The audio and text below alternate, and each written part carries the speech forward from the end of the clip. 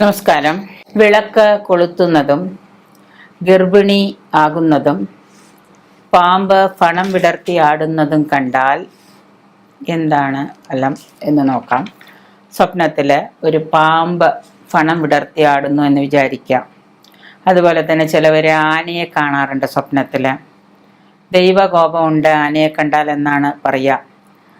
ദൈവകോപം ഉള്ളപ്പോഴാണ് ചിലർ പറയും ആനയെ കണ്ട ഗണപതിക്ക് വഴിപാട് ചെയ്യണം എന്ന് പറയും. എന്തെങ്കിലും നമ്മൾ ചെയ്ത കാര്യങ്ങളിൽ പോരായ്മകളോ അല്ലെങ്കിൽ ദൈവത്തിന് എന്തെങ്കിലും വഴിപാടുകൾ നേർന്നിട്ടത് കൊടുക്കാതിരിക്കുകയോ അല്ലെങ്കിൽ എല്ലാ കാലവും ഏതെങ്കിലും ദൈവത്തിനെ നമ്മൾ നിരന്തരം പ്രാർത്ഥിച്ചു കൊണ്ടിരുന്നിട്ട് അവിടെ എന്തെങ്കിലും വഴിപാടുകൾ മറന്നു പോവുകയൊക്കെ ചെയ്തിട്ടുണ്ടെങ്കിൽ ആനയൊക്കെ സ്വപ്നം കാണുമ്പോഴും നമ്മൾ ഉടനെ പോയിട്ട് ആ വഴിപാട് പുറത്ത് അത് വേഗം മുടങ്ങാതെ ചെയ്യാൻ നോക്കുക.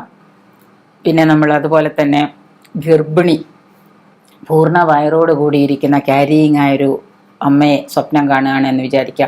ഗർഭിണിയാണ് നമ്മൾ സ്വപ്നം കാണുന്നതെങ്കിൽ, അതുപോലെ തന്നെ വിളക്ക് കൊളുത്തുന്നത് സ്വപ്നം കാണുക, നമ്മൾ വിളക്ക് കൊളുത്തിക്കൊണ്ടിരിക്കുന്നതോ വിളക്ക് പിടിച്ചിരിക്കുന്നതോ വിളക്ക് കത്തിയിരിക്കുന്നതോ ഒക്കെ സ്വപ്നം കാണുകയൊക്കെ ചെയ്യുകയാണെന്ന് വിചാരിക്കാം.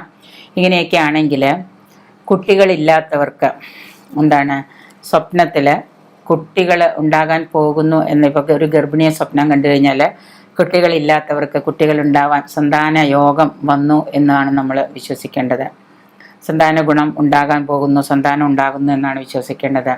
അതുപോലെ വിളക്ക് കാണുകയും സൂര്യോദയം കാണുക, ഇടിയും മഴയും ഒക്കെ കാണുക, ഇങ്ങനെ രത്നങ്ങളൊക്കെ കാണുക, ദേവാലയങ്ങൾ കാണുക, ഇങ്ങനെയൊക്കെ ആയിക്കഴിഞ്ഞാലും നമുക്ക് ഈ പറയുന്ന തരത്തിലുള്ള ഇത് കുട്ടികൾ ഉണ്ടാകാൻ പോകുന്നു, സന്താന ഗുണം, കുട്ടികളില്ലാത്തവർക്ക് സന്താന ഗുണം ഉണ്ടാകാൻ പോകുന്നു എന്നാണ് കാണിക്കുക. അപ്പം ഇനിയിപ്പോൾ അടുത്ത ചോദ്യം, കുട്ടികളുള്ളവർ കണ്ടു കഴിഞ്ഞാൽ എന്താണ് എന്നുള്ളതാണ്.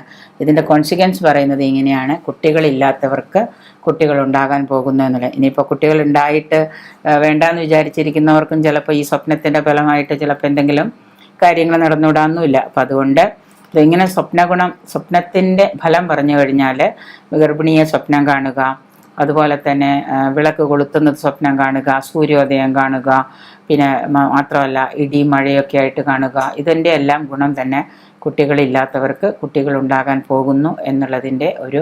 ഇപ്പോൾ ചിലപ്പോൾ അങ്ങനെ കുടുംബത്തിൽ തന്നെ അങ്ങനെ ആരെങ്കിലും ഒരാൾ സ്വപ്നം കണ്ടാൽ ചിലപ്പോൾ കുടുംബത്തിൽ സന്താന ഗുണം വരാൻ പോകുന്നു അല്ലെങ്കിൽ സന്താന ഭാഗ്യം ഉണ്ടാകാൻ പോകുന്നു എന്നുള്ളതാണ്. ആ വീട്ടിൽ അങ്ങനെ ഒരു സന്താന ഭാഗ്യം ഉണ്ടാകുന്നു എന്നുള്ളതിൻ്റെ ഒരു മുന്നറിയിപ്പാണ് ഈ സ്വപ്നഫലമായിട്ട് കണക്കാക്കുന്നത്.